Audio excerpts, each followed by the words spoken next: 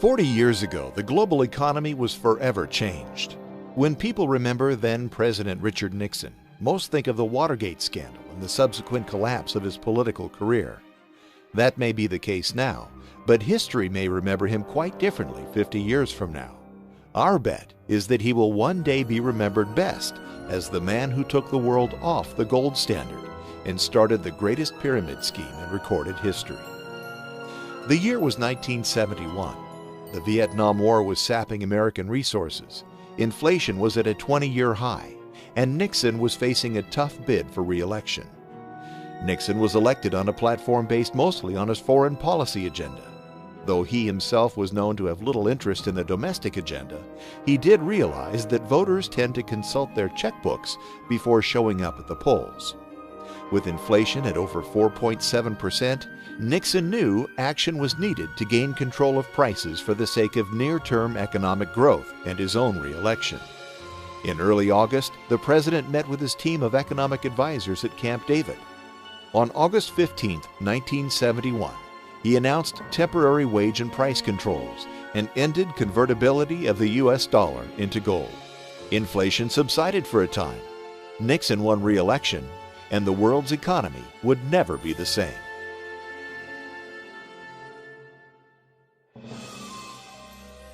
To understand the consequences of Nixon's decision, we have to look back, way back. The gold standard, as we understand it today, was the dominant fiscal force for the vast majority of recorded history. Starting long before the birth of Christ, the idea of valuing goods and services based on an amount of gold was the cornerstone of commerce for more than 98% of the last 2,000 years. Unlike modern fiscal standards and policies, the gold standard was not created. It arose naturally out of mutual free market agreement. Since gold was in limited supply and high demand, it was seen as a universal medium for value that could not be manipulated by one party in a transaction. For example, the year is 150 AD, and I want to enter into an agreement in which I take 1 cow per month from your farm each month for the next year in exchange for my work. The problem is, I don't work on your farm. I'm actually a blacksmith at some other guy's farm, and thus I can't trade my work for your cows. What we need is a convertible medium for value. In other words, we need money. The catch, however, is that we need the money to have worth in and of itself. I have to pay you something that has real value. If I simply give you a note that says I owe you for a cow, that note is only as good as my word. If I disappear the next day, you're holding the bag.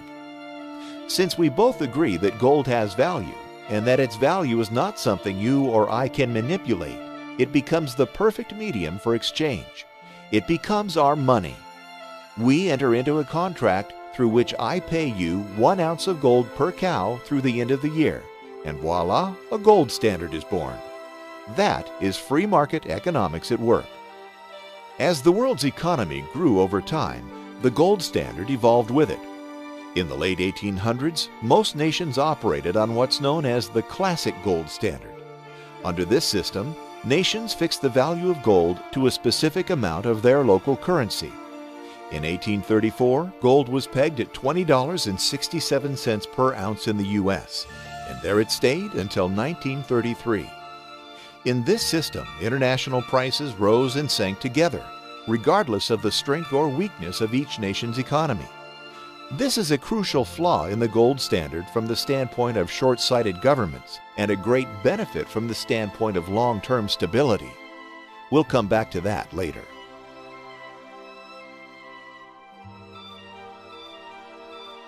Though the consequences of the classic gold standard were complex, it basically worked on the premise that currencies shouldn't really change in value relative to each other.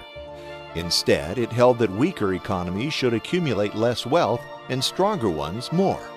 Today, currencies change in value relative to each other based on the strength of each nation's economy. This makes wealth relative, which under the gold standard it is not. The significance of this important difference will become more obvious as we continue on. During the classic gold standard period, the balance between imports and exports from country to country was maintained through what's called the price-specie flow mechanism. That's economists speak for when our economy is booming, gold flows to us. When it's weak, gold flows away. Here's an example. Imagine we create some great new American product that everyone in the world wants to buy. Our economy is booming, and there are more goods and services being produced and made available to consumers. Since the value of the dollar is fixed to gold, we can't create more dollars without having more gold. As supply of goods increases and the number of dollars to buy them is unchanged, the price of those goods goes down. It's simple supply and demand. As prices here at home come down, people overseas want to buy our cheap goods. Thus, our exports increase. As our exports to other nations increase, they send us money, which under the classic standard is the same as gold. Thus, America sees an inflow of gold. As the amount of gold we hold increases, so does our money supply, and prices begin to increase as a result. Likewise, when our economy slows and prices at home increase, we buy more from overseas, and our imports increase relative to our exports. In sum, it looks like this. Economic growth leads to more availability of goods, which leads to prices falling. Falling prices leads to exports increasing, which leads to gold flowing in. Gold flowing in leads to higher money supply, which leads to prices rising, which equals equilibrium. Or economic recession leads to less availability of goods, which leads to prices rising. Rising prices leads to imports increasing, which leads to gold flowing out to other nations. Gold flowing out leads to lower money supply, which leads to prices falling. And that equals equilibrium. In the end, what the gold standard did was create long-term price stability. Local economic growth created falling prices, which were then brought back up again by an inflow of gold. The problem, of course, is that governments don't have the ability to control how quickly and how smoothly the process works. The gold standard, for all its simplicity and stability, does not necessarily fit the time frame of electoral cycles and short-term political goals.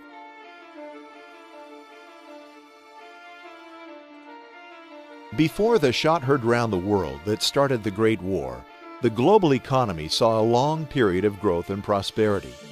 That all changed quite quickly as World War I began to drain economic resources throughout the developed world. Nations faced with rising expenditures and a lack of tax revenue suspended their currency's convertibility to gold. Many saw extremely high inflation during war years and went back on the gold standard in 1925, attempting to curb rising prices. The problem for European governments was that the gold flow mechanism didn't work fast enough to reach price equilibrium before the onslaught of the Great Depression. As the global economy faltered in the early 1930s, governments around the world began to realize that they wanted to increase the money supply in order to drive down interest rates and spur economic growth. The idea was that if only money were cheaper to come by, it would encourage investment and growth through inexpensive borrowing. With a fixed money supply as a feature of the gold standard, central banks had little power to lower interest rates in attempts to create short-term growth. The UK was the first to leave the gold standard in 1931, and much of the world soon followed. There was one saving grace, however. The United States, the issuer of the US dollar, maintained its convertibility to gold.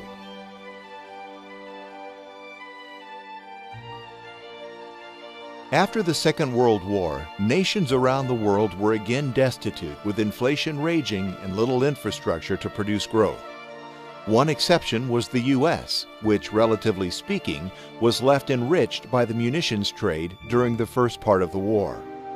As England dumped the majority of their gold into the pockets of U.S. arms producers, the massive imbalances created were too great for the gold standard to correct quickly enough. Thus, the Bretton Woods Agreement was born.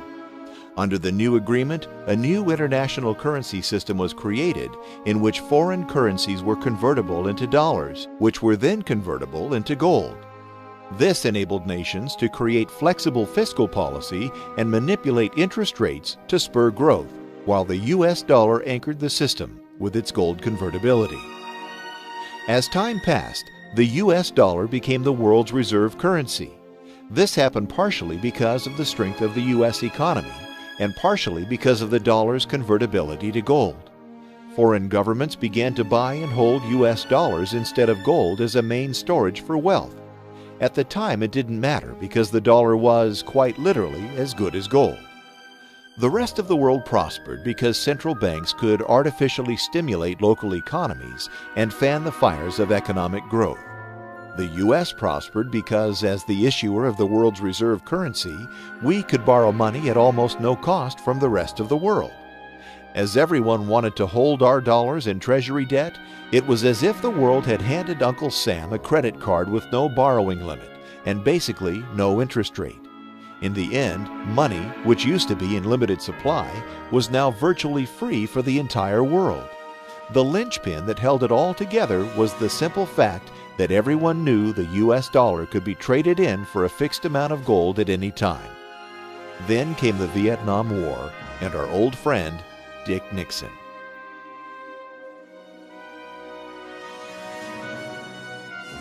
On August 15, 1971, Nixon announced that the mighty US dollar could no longer be converted into gold. One would think that the whole global economy would have collapsed overnight when people realized that their local currency was no longer backed by anything other than a government's word that it had value. It didn't, at least not overnight. There was global price instability and inflation through the rest of the decade, and gold appreciated more than 2,500% in less than 10 years. Even so, the global system didn't collapse, but it did slowly and unmistakably begin to change. Since none of the world's currencies have been backed by gold over the last 40 years, they have all depreciated in value significantly. The last 4 decades have, by all accounts, been the most intensely inflationary period in recorded history. Even the dollar, which has fared better than most, has lost over 80% of its value since 1971. The catch, however, is that governments have been able to artificially create economic growth such that it has, for the most part, kept up with inflationary pressures. In other words, when economies falter, governments are free to print money to prop them back up. At first glance, one might say, so where's the problem? If economic growth is strong enough that people earn more money as prices go up, what's wrong with that? We've fixed the short-term price instability that the gold standard brought, and balance is now reached through government intervention in the currency markets. Though it's an oversimplification, that's exactly what happened.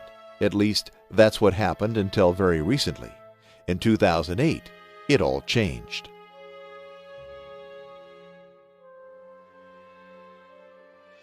The problem with the new system of inflation and artificial growth is that it discourages saving and encourages borrowing. Think about it. If you know your dollars are going to be worth less tomorrow than they are today, why save them? Buy what you want because you know you'll be able to buy less tomorrow with the same dollars. Better yet, why not borrow money now to buy even more?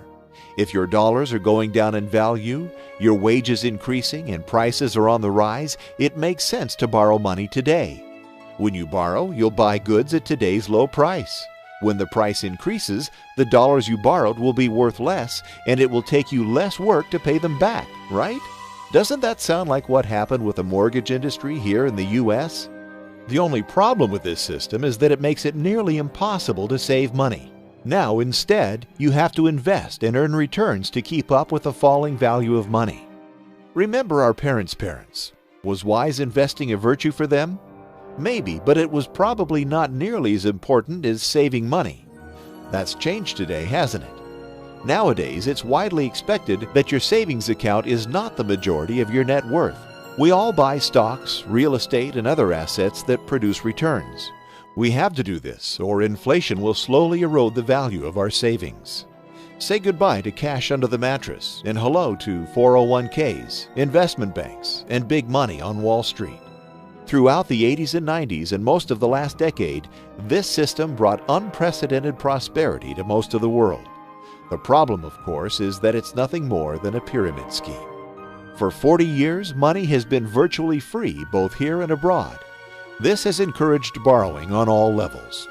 Citizens have borrowed from companies to buy goods. Companies have borrowed from banks to loan money. Banks have borrowed from citizens and governments to finance the whole mess, and governments have borrowed from anywhere they possibly can. The whole thing worked because of the world's confidence in the U.S. economy and our government's ability to make good on our debts and prop up the world's reserve currency. In a sense, we have borrowed from other countries, allowing them to create cheap money and continue the borrowing bonanza. That's all fine and dandy until someone stops believing in the system, or rather, stops believing in the dollar.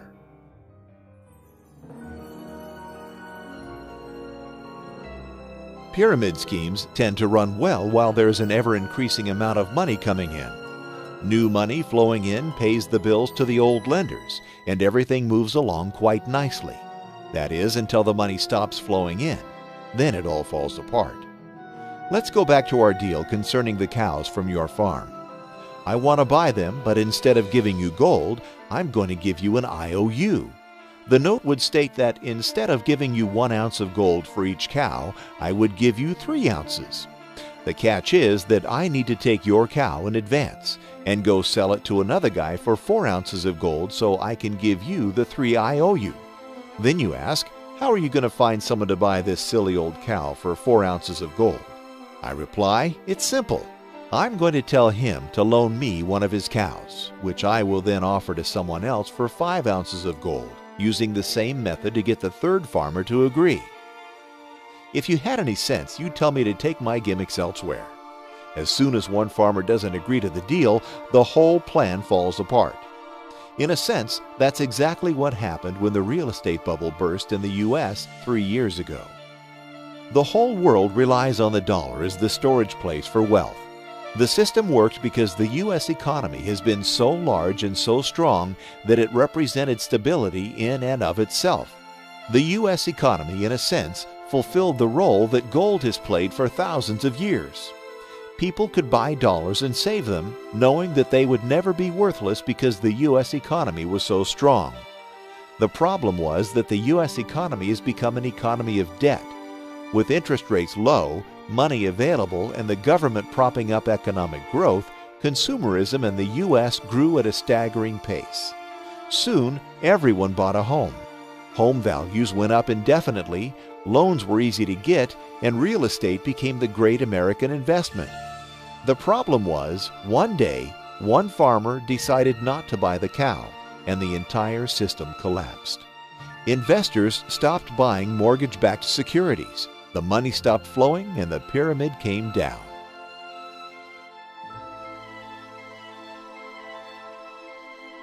As the world's economy started to unravel in 2008, the U.S. government did what other governments have been doing for decades. They borrowed, and borrowed some more. The government's solution was to borrow like crazy and stimulate the economy, relying on future growth to pay the bills. This has been made possible by the fact that the dollar is still the world's reserve currency. Though investors are losing confidence in the dollar at an alarming rate, they simply don't have much in the way of other options, at least not yet. The truth is that markets correct themselves, no matter how much governments try to intervene. The folks in Washington have been able to slow the deterioration, raise the debt ceiling, bail out the banks, save some homeowners, fight 2 wars, and get themselves reelected again and again and again. What they can't do, however, is save the dollar. By pursuing these policies, they're destroying the one mechanism that makes the whole system work, the world's confidence in the U.S. dollar. We are already starting to see the cracks appearing. Just look at the price of gold. Remember that gold was at $35 per ounce when Nixon took us off the gold standard. On August 15, 2011, the 40-year anniversary of that day in 1971, gold was at $1,770 per ounce. That means that gold has appreciated in value by more than 5,000% in just 4 decades. Actually, that's not really true. It's not as though there is less gold today than there was in 1971. It's just that it takes much more work, much more money, and many more cows to buy that same ounce of gold. Gold hasn't actually increased. Everything else has gone down. 4 decades is not much time. That's not even a full generation. When you plan for your future, is it possible you need to think another 40 years down the road? If not, won't the economic landscape of the world matter to your children in 2052? The point is that if this current trend continues, the Great Pyramid scheme will keep on robbing the end user. The end user, of course, is you. The only course of action left for private citizens is to take the situation by the horns and stop buying the cows. By holding US dollars through this mess, we're effectively saying, sure, we believe this bill will hold its value, even though we've seen it do nothing but go down for the last 40 years. In a sense, we have to get back to the basics. We live in a world where the idea of investing must be replaced with the idea of saving. We live in a world where saving can't really be done by holding currency. Thankfully, we live in a world where we have the freedom to make our own choices, at least for now. It's no wonder more and more investors are flocking to gold. It's really the only way out of this Great Pyramid scheme. Some folks say gold's in a bubble, but bubbles are the result of an artificially inflated sense of value. Over the long haul, gold is value, and thus doesn't artificially inflate. Even for those who bought gold in January of 1980, when it was at its previous all-time high, this simple fact holds true. Today, they have more than doubled their money, while the dollar has done nothing but fall apart. Like it or not, this is the new reality. Like it or not, gold may be the only option.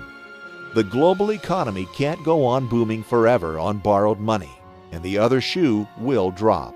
All we can do as individuals is protect ourselves and make sure none of us is the last farmer to buy the cow.